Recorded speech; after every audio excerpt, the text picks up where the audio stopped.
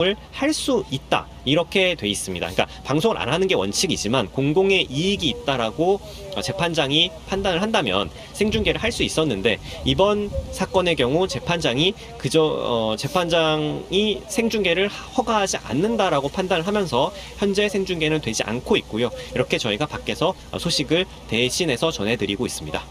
네, 오늘 선고 결과에 따라서 정치적 파장도 클 수밖에 없는데요. 이 유죄냐 무죄냐, 또 만약에 유죄일 경우에 의원직 상실형에 해당하는 벌금 100만 원 이상의 형이 나오느냐에도 관심이 쏠리고 있습니다. 이 선고 결과에 따른 이 결과도 좀 예상을 해본다면 어떨까요? 네, 지금 막 내부에서 선고가 나왔습니다. 네, 선고가 나왔습니다. 다시 한번 말씀드립니다.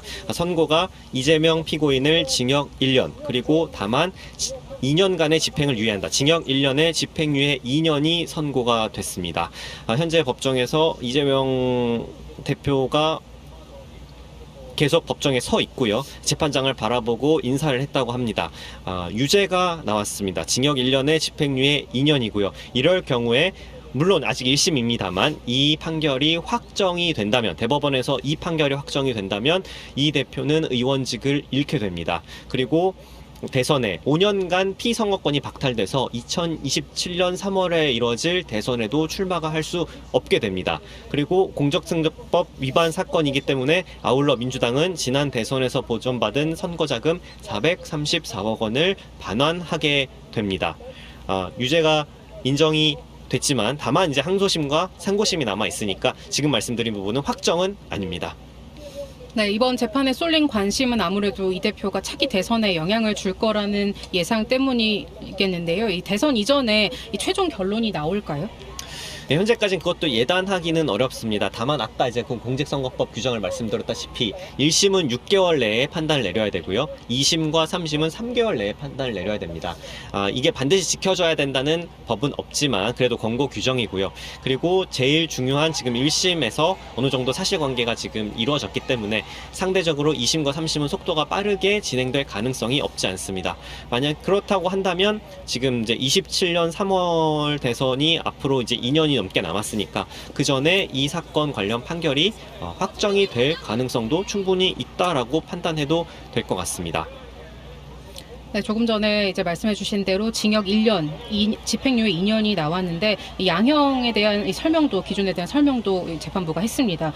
선거 과정에서 민의가 왜곡되고 대의민주주의가 왜곡됐다. 국민적인 방송으로 전파력이 있는 곳에 나가서 이런 발언을 했고 중요한 사항이라고 할 수 있고 죄책도 무겁다고 할 수 있다고 얘기를 했는데요.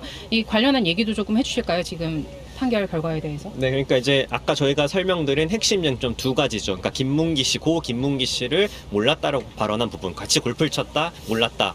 이런 부분과 또 한 가지 부분, 그 백현동과 관련해서 국토부의 압력 내지는 협박이 있었다는 부분, 두 혐의를 모두 유죄로 판단했습니다. 그러면서 재판부가 이 선거 과정에서 이런 발언들은 민의를 왜곡시킬 수 있고 대의 민주주의를 결국 왜곡하는 결과를 낳는다.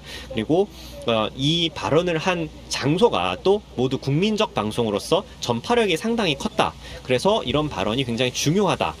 그러므로 이렇게 이런 방송에서 이 같은 허위 사실을 말한 것은 죄책이 무겁다고 할 수 있다. 표현의 자유는 고려해야 하지만 민의가 왜곡될 수 있다는 점도 충분히 고려해야 하고 다만 동종 범행 처벌 전력이 없고 그리고 최종적으로 당선이 되지 않은 점 그리고 벌금형을 초과한 전력이 없다는 점을 양형 기준에 고려해서 판단했다라고 재판부가 밝혔습니다. 네, 오늘 재판 외에도 이 대표가 넘어야 할 산은 좀 많은데요. 이 남은 재판 진행 상황도 좀 짚어주시죠. 네, 그렇습니다. 방금 말씀드린 지금 현재 막 선고가 난 이 공직선거법 재판을 포함해서 이 대표는 현재 7개 사건에 11개 혐의로 기소돼 모두 4개의 재판을 동시에 받고 있습니다. 그 중에 하나가 이제 오늘 종료가 된 거고요. 지금 서울중앙지법에서 3건 그리고 수원지법에서 1개의 재판이 진행 중입니다. 그 중에 하나가 이제 공직선거법 위반이 오늘 결론이 났고 바로 열흘 뒤인 25일에는 위증교사 관련 혐의 재판이 선고가 이루어질 예정입니다. 나머지 하나는 이제 대장동 의혹과 백현동 위례신도시 개발 비리 의혹, 성남FC 불법 후원금 의혹 사건들이 모두 하나로 병합돼서 진행이 되고 있는데 요거는 상대적으로 분량이 방대해서 시일이 상당히 걸릴 것으로 예상이 되고 있습니다.